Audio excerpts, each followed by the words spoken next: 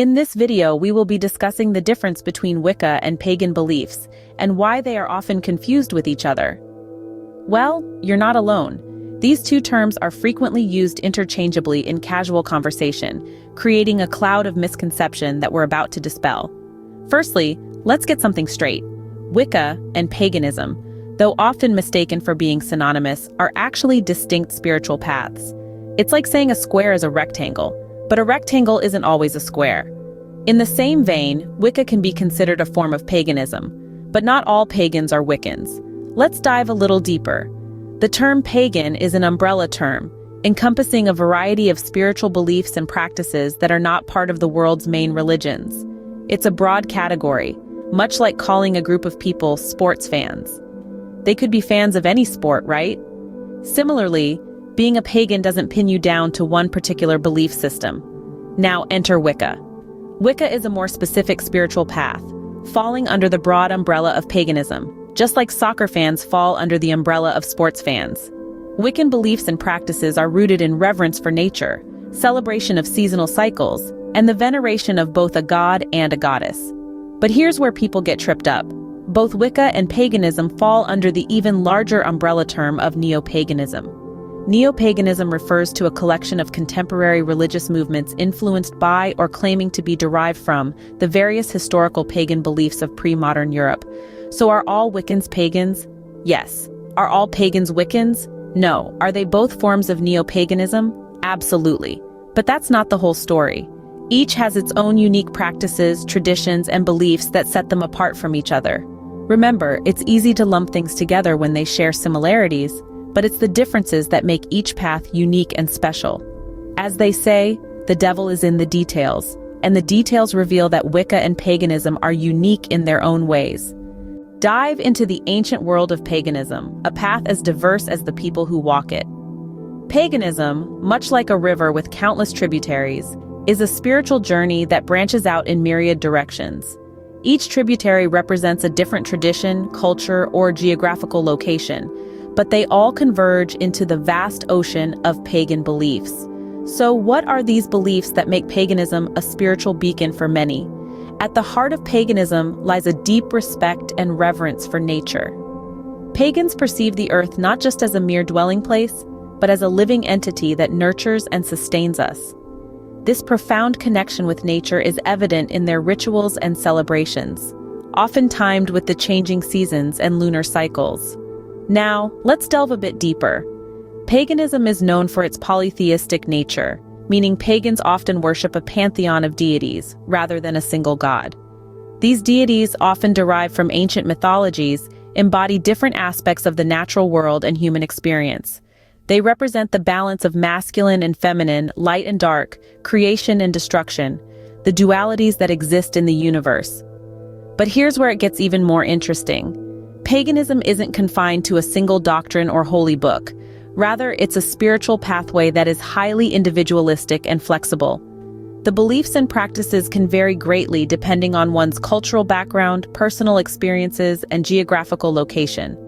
A pagan in Norway, for instance, might lean more towards Norse gods, while a pagan in Greece might feel a stronger connection to the Greek pantheon. In essence, paganism is a spiritual tapestry woven from threads of ancient wisdom, reverence for nature, and respect for diversity. It's a path that encourages exploration and personal growth, where each individual can craft their spiritual journey according to their unique experiences and perspectives. Paganism, therefore, is a vast and varied spiritual landscape that embraces diversity. So, whether you're a spiritual seeker or just exploring different belief systems, remember that paganism is a path that celebrates the many facets of human spirituality and the natural world. Now let's delve into the enchanting world of Wicca, a more recent spiritual path. This is a world that thrives on balance, on the harmony of dualities, and on a deep respect for the natural world. Wicca is often described as a religion of the modern era, yet it draws from ancient beliefs and practices.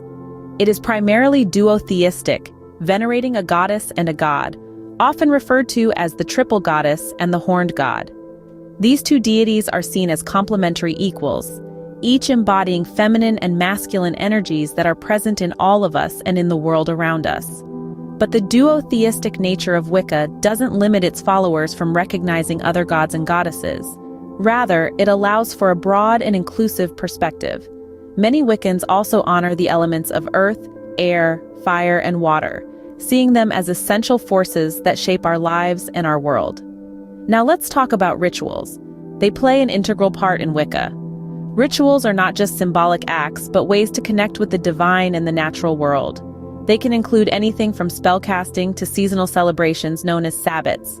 These rituals often take place within a consecrated circle, a space seen as a meeting point between the physical and spiritual realms.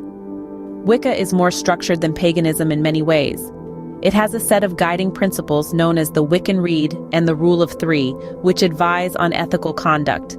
But that's not to say Wicca is rigid. In fact, it encourages personal exploration and interpretation. Wicca also emphasizes the importance of balance in all things. The cycle of the seasons, the waxing and waning of the moon, the balance of masculine and feminine energies, all are seen as vital parts of the spiritual journey.